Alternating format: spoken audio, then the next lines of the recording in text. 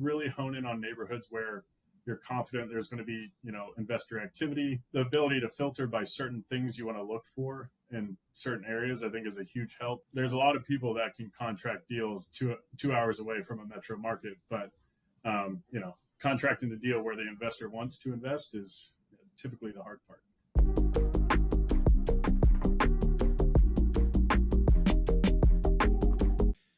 Kurt, thank you for joining me on our Thought Leader Spotlight series. I'm your host over here, Matt Kamp, head of partnerships at DealMachine. And on these, we like to shine a spotlight on industry experts like yourself, hear your inspiring stories, and see how you see the real estate world evolving. So today, really excited to welcome on Kurt Byers. I know you lead the biz dev department at New Western. New Western, I know you guys are just the largest private real estate investing marketplace in the country. And that your day-to-day, like your duties, it's acquisitions and dispo, it's investor resources, the marketplace partnerships, acquisition development training, PR, all kinds of different stuff when it comes to New Western. So you've got a lot of different things you can talk on. Really excited to take a little bit of time out of your busy day and hanging out with us. So appreciate it, Kurt. Yeah, no, I really appreciate you having me on. It's going to be good. Yeah. So can you tell me a little bit more? I know I mentioned what you're doing, now at New Western, but tell us a little bit more about your real estate journey, how you got into this. Like, I'd love to hear that story too. Yeah. So it's definitely not like you read the Bible of real estate investing or anything. I actually started out, I was working with kids with special needs with a speech path degree, and then went to a startup for ear products, and then went and sold to Anheuser-Busch. Then I went to medical school, and my wife got pregnant. So I left medical school because I didn't want medical debt. So then I sold biology and chemistry products to research labs. And then I sold, sales and I did sales and marketing for NBC Sports with their golf technology. And so it wasn't like all of a sudden today I'm going to start real estate. It was, I was looking to move to Texas, and my buddy Seth here, he's the VP of Business Intelligence. The role opened and sent it to me, and I've always liked real estate. I've bought and sold and kind of live and flip 3 houses, and so it's always been something I've thought about. But getting the opportunity to join here was really a matter of kind of not luck, maybe luck, but it's been a perfect fit since. But yeah, it's definitely not your traditional route to being a part of a company like this. So, yeah, I mean, it's so cool. I mean, I think it's pretty relatable for a lot of our customers, even too, where it's like real estate is something that it's because it's the greatest wealth generating tool out there. Like, it's not always the main thing, immediately for people, right? They might be hopping around to different careers and then want to make a change in their life or something to do on the side. And so I think that's a pretty cool journey you've been on. I mean, as you've done that, I know the one common thing across the board has been your ability to build relationships and find those kind of win-win partnerships. Can you tell us more on like the lessons you've learned in that journey and how that's applied to New Western and how that's applied to real estate as well? Yeah, I mean, I think one of the biggest things that has always helped is understanding the language in which the person who I'm trying to get either a deal done with or a partnership done with, or, even when I was doing like straight sales, are you speaking the language they need to hear to understand your value prop? Because if I'm going in and I'm a wholesaler and I don't do anything but wholesale, and I know the wholesale lingo, but then I can't communicate with a seller because they don't know what it means to assign a contract or, a dispo partner, and you just can't understand what the seller needs to hear or needs to kind of get to move forward, but you're just so focused on how you sell or how you were trained to sell that you never make it part of your own like language and value prop. So that's always been something I thought for me I've been able to communicate really well, is just getting, in their shoes and finding a way to make it, worthwhile on both sides, whether that's, monetary or PR or whatever. So, yeah. I mean, that's huge like you said, speaking with sellers, especially like trying to understand how you can relate to them, and that helps you build trust with them, that you're really, the better you can be at communicating and explaining, that goes a long way. Right. So, I love your St. Louis connection with your pathway as well. So, based out of here myself. So, big St. Louis fan. We were there the year when the Blues won. That's a fun year And to be in. Yeah. I've never heard the song Gloria more in my life, but now every time I hear it now, it's all I think about. So Amazing. Yeah, when I hear that song, I instantly like get chills and you're like taken back to 2019. So nice. I love it. Cool. Well, can you tell us more on the new Western front? I know, again, I mentioned you guys are that really kind of seen as that marketplace now. Like, tell us more about how you guys have evolved, how you became that kind of go-to spot for wholesalers to team up for dispositions. Like, can you tell us a little bit more about, New Western and really your guys' journey there too?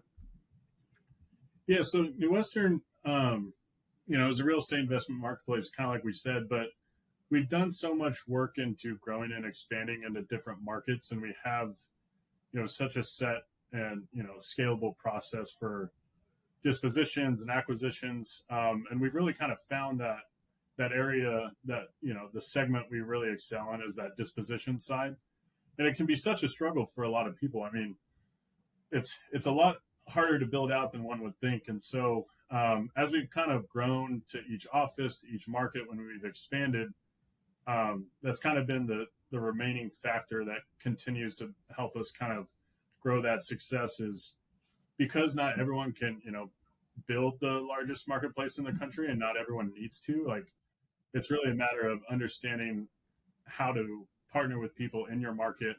I mean, we're in 40 markets, we're not in every market, but it just kind of, it got to the point where it's like wholesalers realized they could still make their money, and then we would make that small fee, because we do so much in volume that we're just really worried about the deal, the relationship. And so we're not trying to take huge chunks. We want to get the wholesaler paid so they keep bringing the deal back to us, and they don't have to do anything but acquire properties.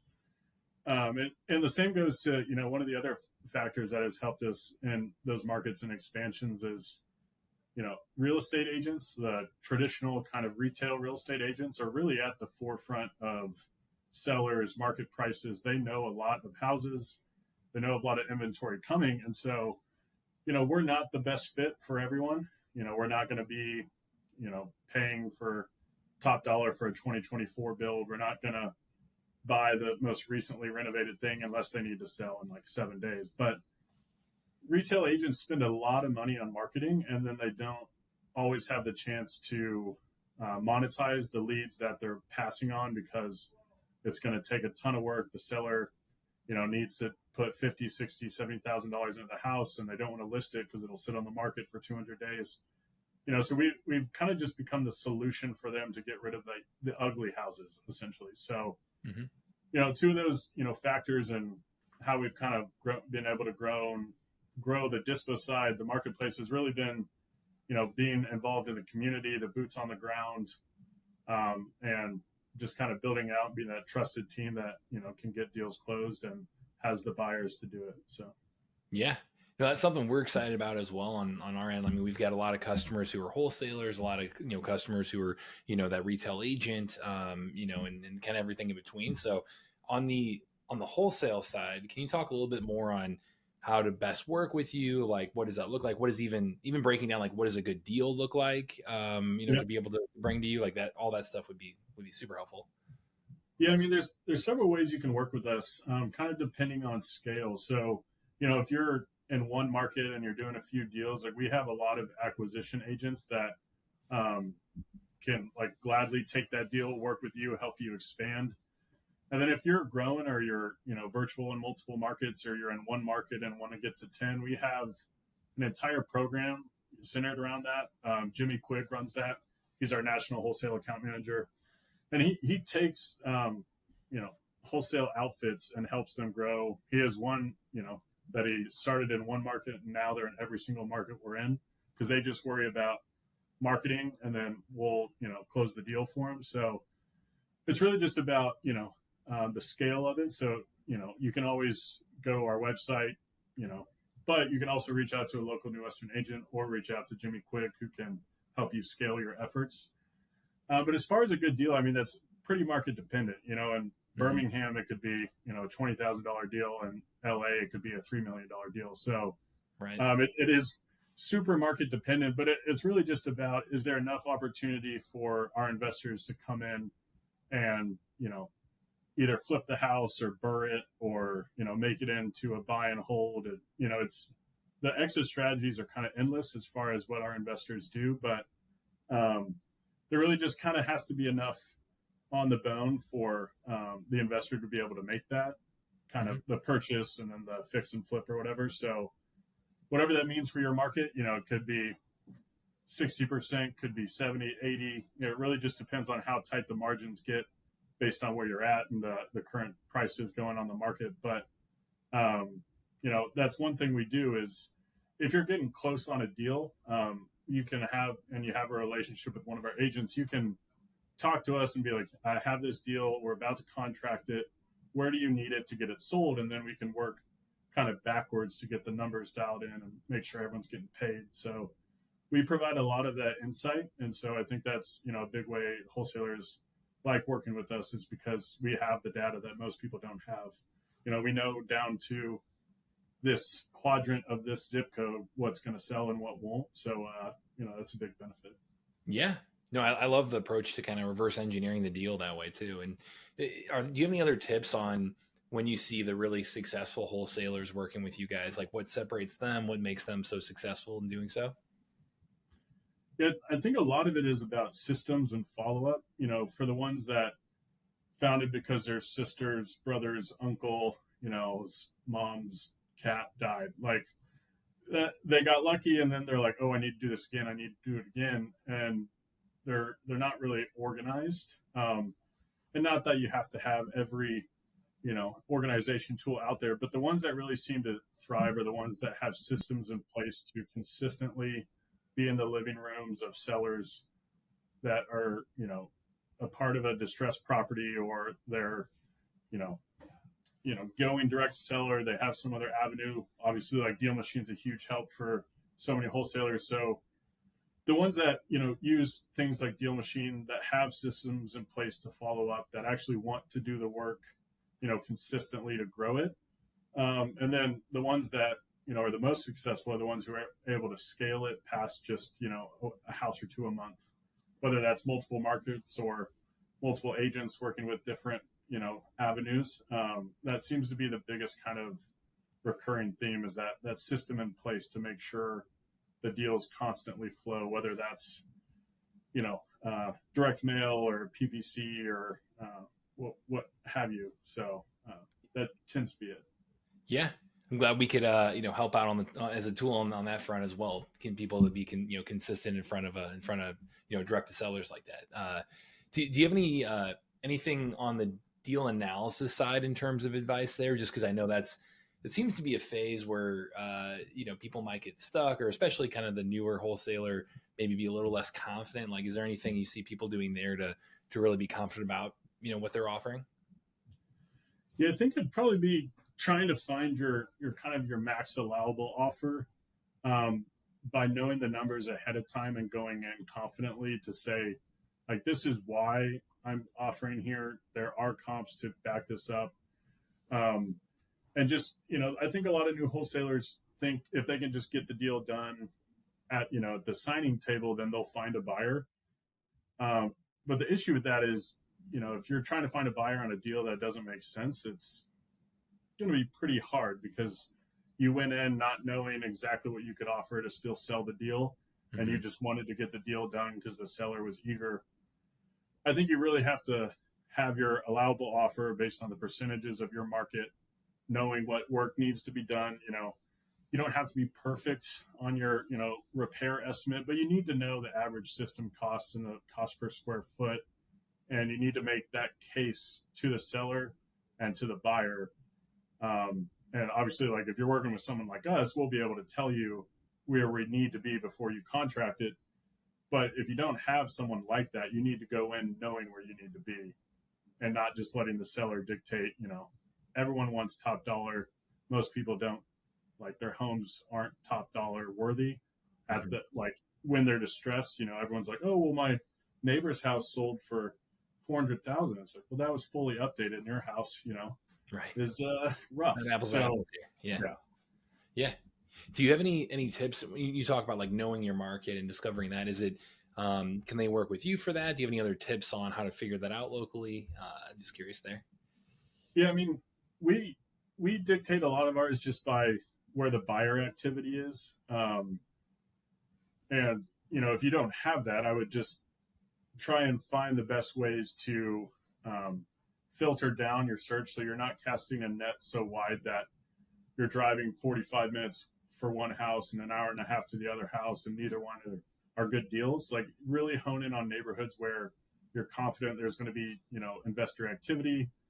Obviously, like I've used y'all, and the ability to filter by certain things you want to look for in certain areas, I think, is a huge help. Um, but yeah, I mean, if you're going to go out and target, knowing there's buyers there is very helpful. But if not, knowing there's enough, kind of interest in the area to drum up interest when that you have that deal under contract, because you know there's a lot of people that can contract deals 2 hours away from a metro market, but contracting a deal where the investor wants to invest is typically the hard part. Yeah. What about the real estate agent side? I know you mentioned it a little bit here going into it. Like how can agents partner up with you? How do you best work together with them? Yeah, so I mean, we do it a couple of different ways. We have several national partnerships where we essentially get their pre-market kind of offerings that requested a cash offer. So we're able to kind of take a look at that and understand, is this a good fit for us? And then we'll make the offer, and they don't have to go and list it because it wasn't probably going to be a good listing. But we also have a lot of just very local partnerships that are really just agent to agent or brokerage to agent. And, a lot of them are, they just text over an address like, hey, this house might be a dump. Do you want to come on the listing appointment with me so we can assess the house and, have the seller basically be like, yes, I want to sell, or yes, I need to go to the market. So we do a lot of those. But as far as the national ones, I mean, there's several brokerages we paid out or bought. Like, one of them, we bought $86 million from them last year just through the partnership. So, like, we're definitely out there buying from agents. I mean, agents overall, um, gosh, 500 million plus easily just from agent to agent. And so we're at scale with agents. It's just not everyone knows about it. So that's why the national partnerships help. But really, it's that ground game, because we come in and we'll walk the property. It's not like an algorithm where we might have to back you down over and over and over again because the algorithm was wrong. Right. That's why we go and have the data we have in our kind of in-person army. But yeah, I mean, the agent sector is definitely big, and there's a lot of agents out there looking to monetize more as some of the recent rules have come out. So we're always there to kind of help them make more money. So yeah, I think you guys are a great resource for our community there too, and on the agent side. And I love that you're kind of have the ground game like that too. I mean, our mission is to give everyone the power of real estate, and that's our goal is be able to give access to stuff like this to go out there and have that ground game. And so that's fantastic. Do you see any other commonalities between agents that are really successful working with you guys? Like, anything else there of, hey, here's here are things that make a successful agent partnership with us? I think it's the agents that understand there's money to be made on both sides of the house. As far as a house that is in perfect condition, like, let's go ahead, let's list it, let's get that being my main business. But there's also agents that can sell us 4 to 5 houses a month that they wouldn't have listed, but because they knew we were there to buy it, they can continue to look for it, market for it, not pass on opportunities. They can be a person in their brokerage asking others like, hey, do you have any, like, pretty ugly houses coming up? I have a partner or a buyer. So they're resourceful in that they don't limit themselves to what they look for. They take every opportunity. They understand there's a buyer for everything. But if you're only looking for the perfect house to list, it's going to be really difficult to monetize in as many ways as working with someone like us will allow you to, because every listing appointment you go on, it's not going to be I want to sell in 45 days and my house needs no work. I don't care if people come in. There's going to be a lot of people that's a hoarder.